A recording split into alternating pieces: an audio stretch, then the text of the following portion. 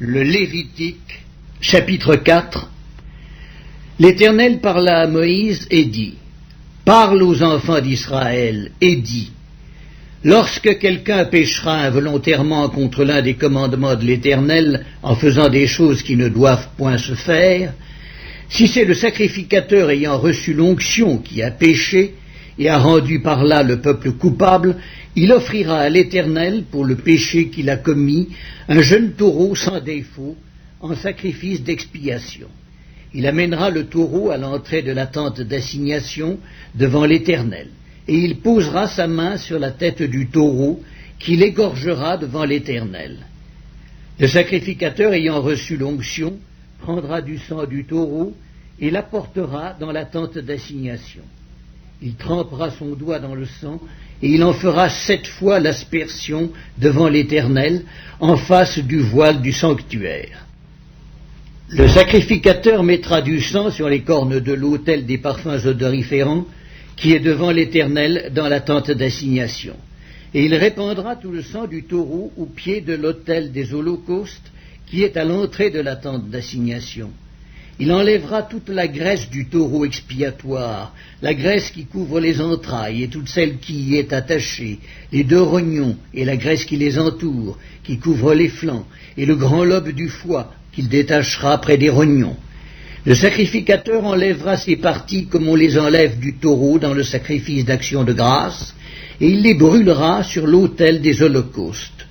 Mais la peau du taureau, toute sa chair, avec sa tête, ses jambes, ses entrailles et ses excréments, le taureau entier, il l'emportera hors du camp, dans un lieu pur, où l'on jette les cendres, et il le brûlera au feu sur du bois. C'est sur le tas de cendres qu'il sera brûlé. Si c'est toute l'assemblée d'Israël qui a péché involontairement et sans s'en apercevoir, en faisant contre l'un des commandements de l'Éternel des choses qui ne doivent point se faire, et en se rendant ainsi coupable, et que le péché qu'on a commis vienne à être découvert, l'assemblée offrira un jeune taureau en sacrifice d'expiation, et on l'amènera devant la tente d'assignation. Les anciens d'Israël poseront leurs mains sur la tête du taureau devant l'Éternel, et on égorgera le taureau devant l'Éternel. Le sacrificateur ayant reçu l'onction apportera du sang du taureau dans la tente d'assignation. Il trempera son doigt dans le sang, et il en fera 7 fois l'aspersion devant l'Éternel en face du voile. Il mettra du sang sur les cornes de l'autel qui est devant l'Éternel dans la tente d'assignation, et il répandra tout le sang au pied de l'autel des holocaustes qui est à l'entrée de la tente d'assignation. Il enlèvera toute la graisse du taureau et il la brûlera sur l'autel. Il fera de ce taureau comme du taureau expiatoire, il fera de même. C'est ainsi que le sacrificateur fera pour eux l'expiation et il leur sera pardonné. Il emportera le taureau hors du camp et il le brûlera comme le premier taureau. C'est un sacrifice d'expiation pour l'assemblée. Si c'est un chef qui a péché en faisant involontairement contre l'un des commandements de l'Éternel son Dieu des choses qui ne doivent point se faire, et en se rendant ainsi coupable, et qu'il vienne à découvrir le péché qu'il a commis, il offrira en sacrifice un bouc mâle sans défaut. Il posera sa main sur la tête du bouc, qu'il égorgera dans le lieu où l'on égorge les holocaustes devant l'Éternel. C'est un sacrifice d'expiation.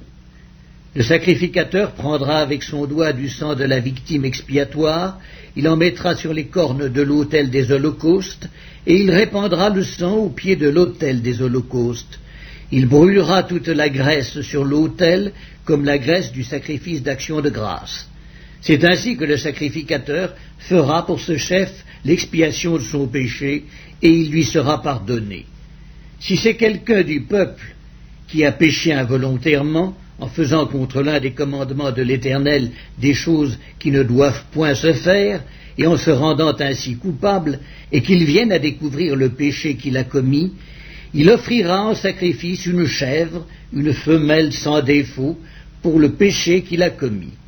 Il posera sa main sur la tête de la victime expiatoire, il l'égorgera dans le lieu où l'on égorge les holocaustes.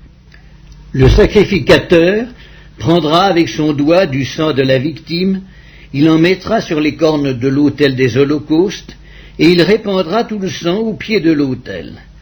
Le sacrificateur ôtera toute la graisse comme on ôte la graisse du sacrifice d'action de grâce, et il la brûlera sur l'autel, et elle sera d'une agréable odeur à l'Éternel. C'est ainsi que le sacrificateur fera pour cet homme l'expiation, et il lui sera pardonné. S'il offre un agneau en sacrifice d'expiation, il offrira une femelle sans défaut.